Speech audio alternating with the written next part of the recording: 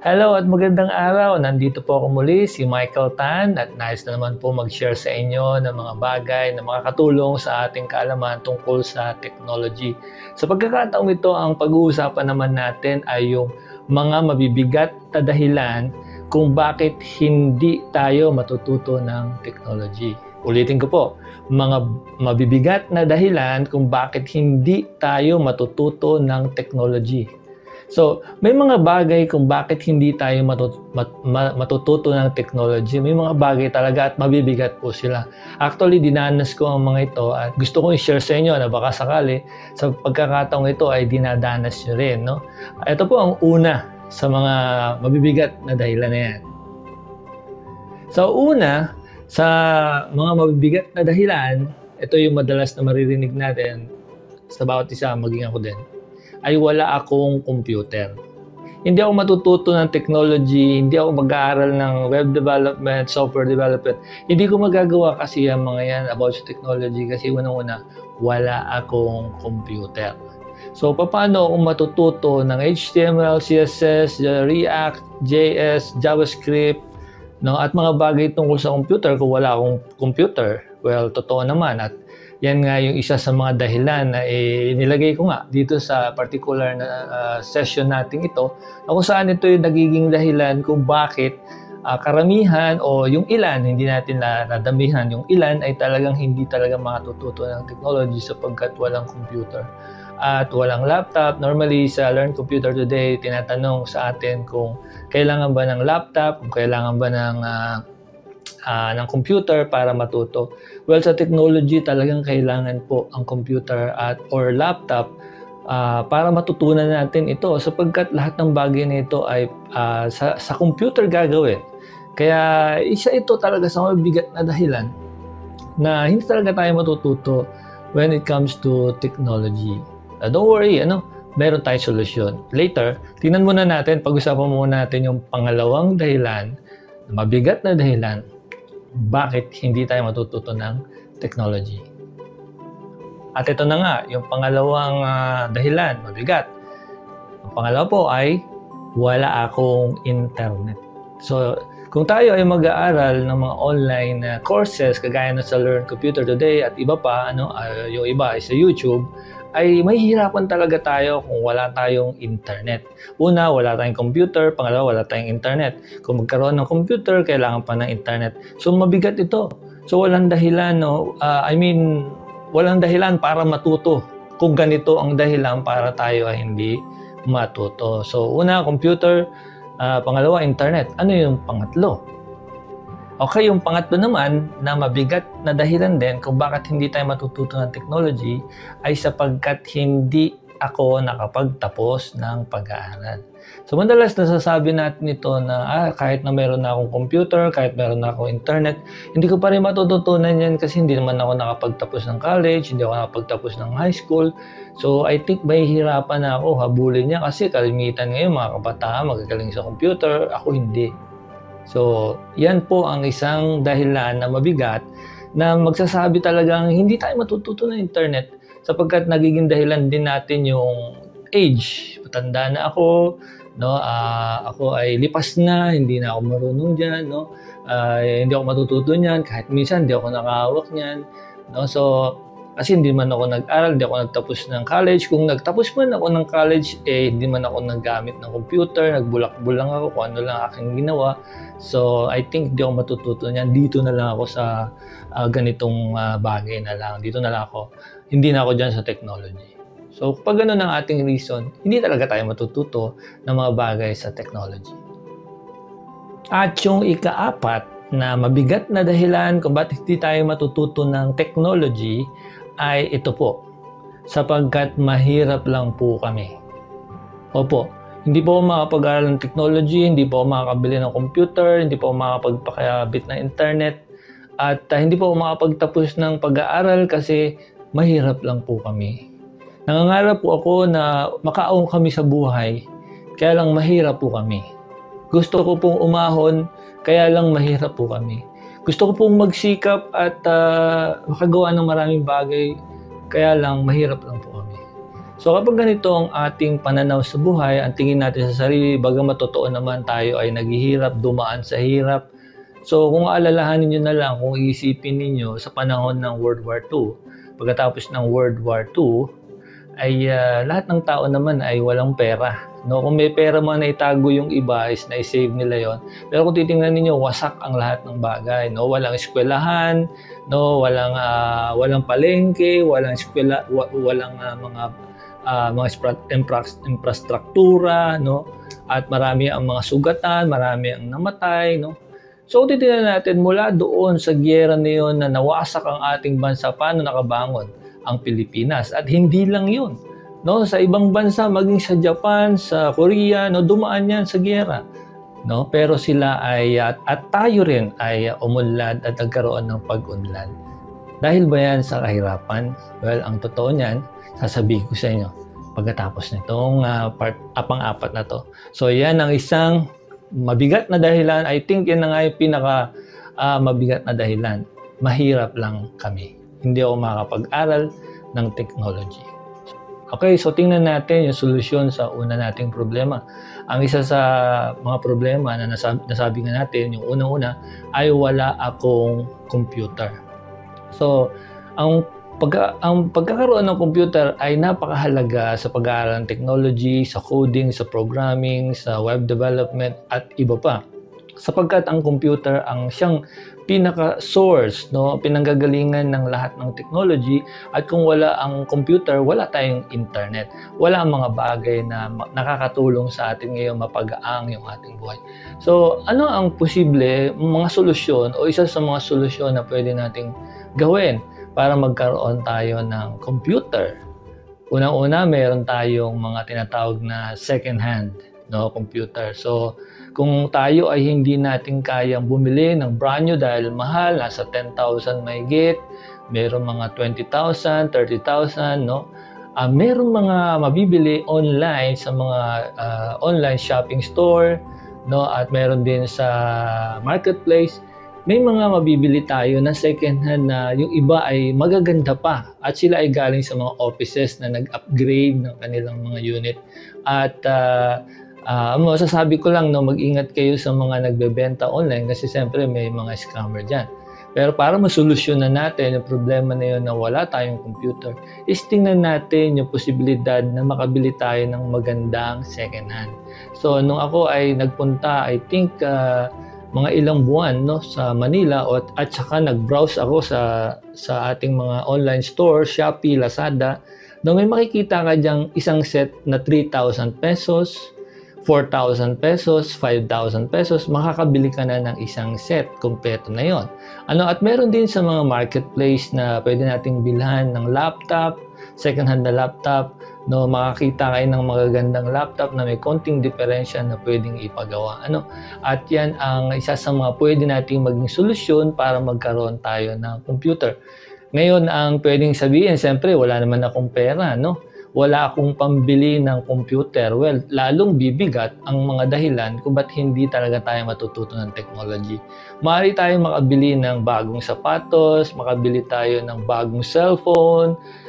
Ngayon, ang cellphone ay talagang madali ng mabili, marami second hand. Bakit kaya hindi natin i-apply yun, no, pagdating sa computer, na magkaroon din tayo ng second hand computer? Kung may share ko lang sa inyo, kung papayagan nyo ako i-share sa inyo, ako din po ay walang computer dati. At yung panahon na yon ay 1990s. No? Kung kayo ay pinanganak ng year 2000, well, 1990s at mapapansin nyo, may edad na rin ako.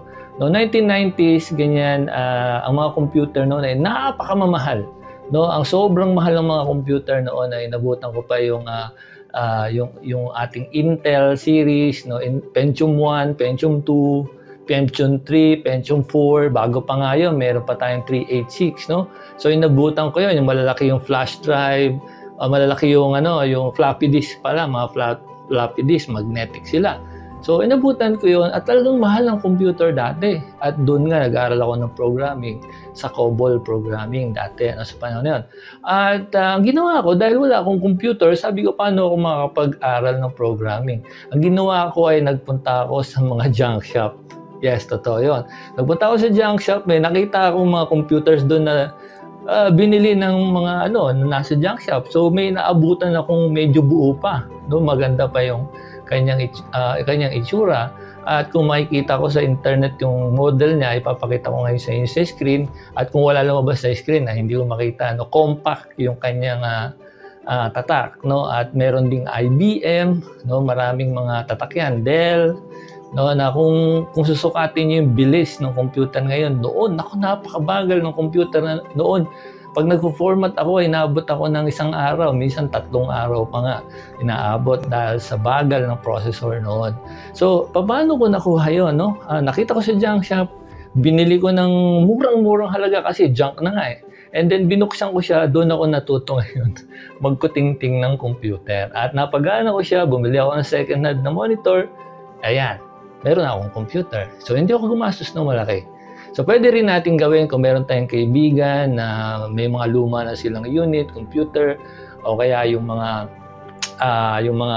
friend niyo na talagang gusto mag-donate, no? So, kaya yung mga luma nila na sira na, pwede natin patingnan muna, then paggawa natin, and then kung papayag siya, mag-arrange na lang ng payment. Ngayon, kung walang-wala talaga, sabihin na natin, walang-wala eh. So, kung gagawa tayo ng paraan, magkakaroon talaga. Pero kung dumating sa panahong walang-wala talaga, pero gusto mo na mag-aral, well, may solusyon pa rin.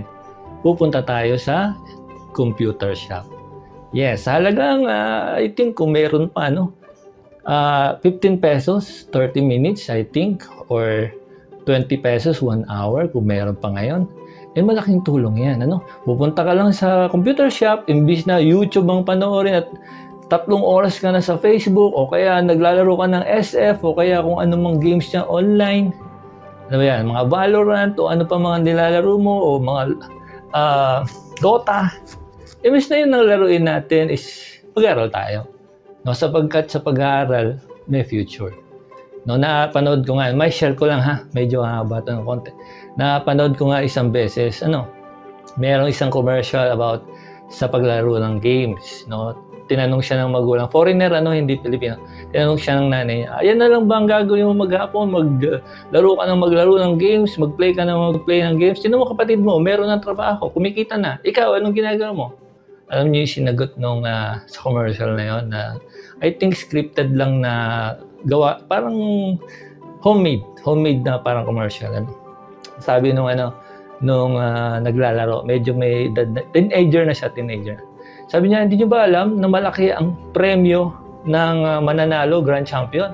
$1 million. Ganitong dollars. Kapag ako nanalo doon, yayaman tayo. Kailan pa yon? So, pwedeng manalo. Pero alalahanin natin ang pera, mabilis maubos. At yung susunod na championship ay next year. Posible kayang ikaw ulit ang manalo.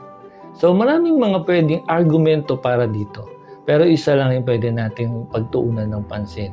After 1 year, 2 years, 3 years, ano na tayo? So kapag nag-aral tayo, nagpunta tayo sa computer shop, nag-aral tayo, nag-login tayo sa ating mga online courses, kagaya sa Learn Computer Today, may mga free courses tayo niyan. Maglaan lang tayo ng 30 minutes, 1 hour per day. May matututunan tayo. So magitan ng pagpunta sa internet shop, paghanap ng mga murang computers, mag-ipon, at makabili, matututo tayo ng technology. At once na matuto tayo ng technology, later on, at tayo ay kumikita na, mabilis na tayong magkakaroon ng iba pang bagay. Pwede ka nang bumili ng bagong computer, pwede kang bumili ng bagong laptop kasi meron ka ng source of income. Okay, yung pangalawa ay halos similar dun sa una. Yung una ay walang computer at ngayon naman ay walang internet. So kung wala tayong internet, siyempre pwede rin magiging solusyon natin yung computer shop or internet shop. Pwede tayo pumunta doon. At the same time, kung tayo ay may second-hand na laptop at sa bahay natin o kapitbahay natin ay may wifi, so pwede nyo pag-usapan kung paano ang sitwasyon. Pwede rin sa mga places na may free wifi. So sa loob lamang ng 30 minutes at 1 hour, kung tayo ay magfo-focus halimbawa sa isang technology, aralin natin ng 30 minutes, 1 hour, mas maganda kaysa mag-aral tayo ng mahabang oras pero hindi tayo nakafocus. So yan ay isa sa mga technique na tinuturo natin sa Learn Computer Today. Kahit 30 minutes lang na walang Facebook, walang YouTube, nakafocus lang tayo sa ating course, naka-open lang yung ating course sa Learn Computer Today, at kung anong ginagawa ng instructor ay pakinggan natin at gawin natin, sa loob ng 30 minutes may ma-accomplish tayo. Kaysa sa nakabukas nga yung ating learning at andyan naman si Facebook, nandyan si YouTube, andyan yung ibang mga may message, mawawala tayo sa focus, so nag-share lang tayo ng oras. So dalawang bagay yung nawala sa atin, yung time para makipag-chat, nahati, and then yung sa pag-aaral, nawala yung focus, hindi natin naintindihan. So dumaan lang yung course, dumaan lang siya, wala na, tapos na. So ang kaibahan lang sa dulo ng courses sa Learn Computer Today ay may project. Kapag hindi mo nagawa yon at yung project na yon ay ginagawa doon sa per course, pag hindi mo nagawa yon, hindi ka papasa. Wala kang certificate, wala kang badge. So sa Learn Computer Today, 30 minutes lang at least. 10-30 minutes hanggang 1 hour per day, tiyak meron kang matututunan na quality, knowledge, and skills. Yung pangatlong problem naman natin, mabigat na dahilan, ay hindi ako nakapagtapos ng pag-aaral. So dahil ako hindi nakapagtapos ng pag-aaral, hindi ako matututo ng technology. Well, ang totoo dyan, kailangan natin mag-aral at napakahalaga yan para magkaroon tayo ng structure, ng knowledge at foundation ng kung ano ang gusto natin mangyari sa buhay natin. So kapag gusto mo maging doktor, kailangan mo talaga mag-aral mag-doktor. Hindi naman pwedeng online doktor, online surgeon, online dentist, online civil engineering. Hindi po pwede yun kasi kailangan actual kang nandoon sa sitwasyon na yun at gagawin mo talaga, gagawin mo at magpa-practice ka talaga. Hindi rin pwedeng online pilot. Doon maraming games na nagpapalipad ng eroplano, maraming mga simulation, pero hindi ka pwedeng maging pilot sa ganung paraan. So kung ang career mo ay gusto mo sa ganung klase at gusto mo yung talagang physical na matutunan mo ang isang bagay at maging career mo habang buhay, well, tama yung pagpasok sa college. So pwede sabihin pa rin na matanda na ako eh.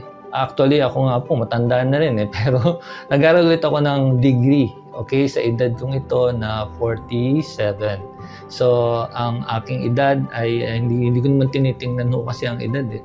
Dahil ang technology, kahit matanda ka na, patuloy pa rin yang mag-i-evolve, At maraming matatandang tao na mas magaling kaysa sa mas bata. Ay kapat, yung isa sa mga mabibigat na dahilan. I think ito na nga yung pinakamabigat na dahilan. Ito yung dahilang mahirap lang kami. So yung salitang yan, mahirap lang kami at kami ay nandito sa level ng kahirapan.